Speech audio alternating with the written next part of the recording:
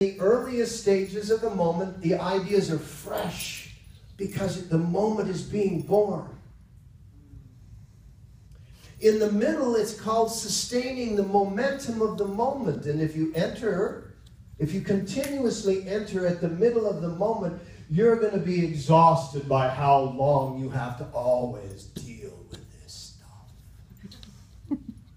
And if you enter moments at the end of moments, and you come alive, you come awake in a moment, either at the beginning, middle, or end, and if you enter at the end, you're always in the death stage, which is very depressing, because the moment is ending.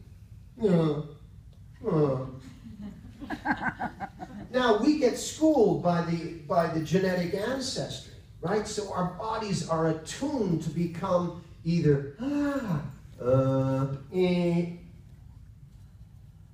beginning, middle, end. What you want to do is you want to be able to enter in the beginning of the moment, ride through the momentum. And when that moment is going to die, you need to go into the next moment, which has got life, birth, opportunity, hope. Then what you do is you see the bullshit that is all around every one of us at all times. It has to be. Because if a house doesn't have a toilet, it better not have a kitchen.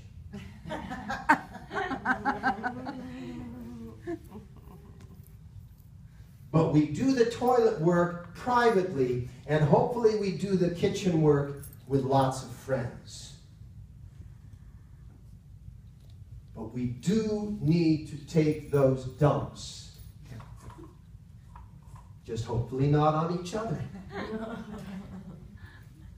But when the world is dumping on you, and the world right now is not potty trained.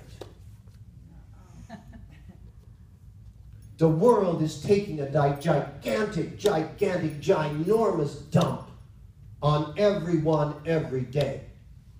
Don't get lost caught in it. It can be your portion of the world. It can be the world at large. It can be any part of it. It just is what it is. But there's a new moment and a new moment. And if you can get enough people tuned into the newness of the early stages of each moment, we can lift this thing. It's called leverage. It's called advantage. Yogi Bhajan was always intrigued by the lever. What was it? Who was it? If I have a lever long enough, Archimedes. Archimedes said, if I have a lever long enough, I can lift the whole world. He was intrigued by the lever and the lens. He said the lever can lift that which can't be lifted, and the lens can see that which can't be seen.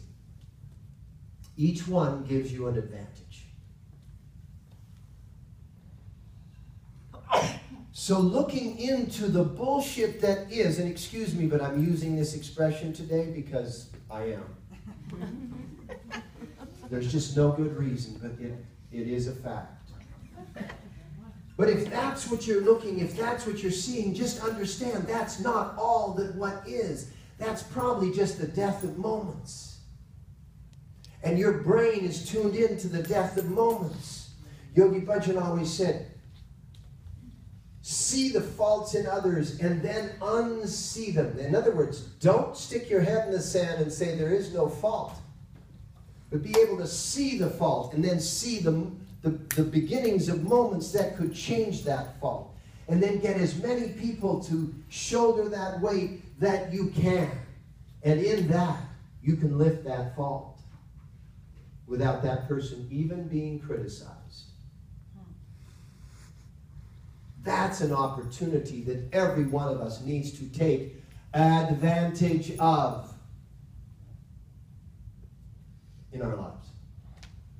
Because we're all faced with moments that are real downers.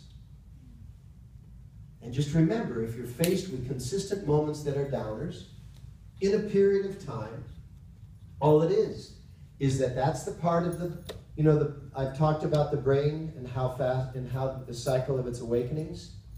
It's called the gamma, beta, alpha, theta, delta framing of the brain. When you're in a very, stimulated, get busy, you know, do your job, kind of drive all the time, crazy, you know, Uber kind of life.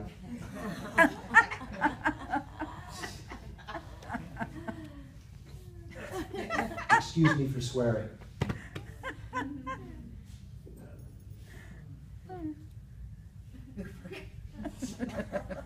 I don't know if you caught that, but anyway, it was an opinion, so erase, erase. I don't want to fill the room with opinion.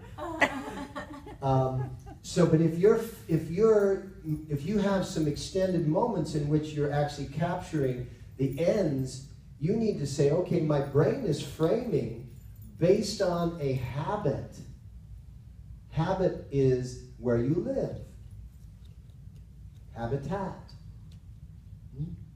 And so to change that habit, I need to do some things. I need to stretch into my body glove. I need to come into postures that will change the way the brain is frequencing, right? I need to use Nam Simran, mantra, so that I can truly trip the brain's habit. Trip it up. Get it so that it's all fouled up. And how will you discover that it's starting to foul up? You will feel confused. Confusion means without. Fusion. Fusion means when you weld things together, you fuse them. When you glue things together, you fuse them. So confusion means without that fixation. Now, in that confusion, things are able to change. But if you criticize oh, I'm confused, I don't like being confused, then you'll go back to the fusion, which means you'll go back to the habit pattern that is familiar. And it was just a little adventure where you went out and I got kind of confused, excuse me.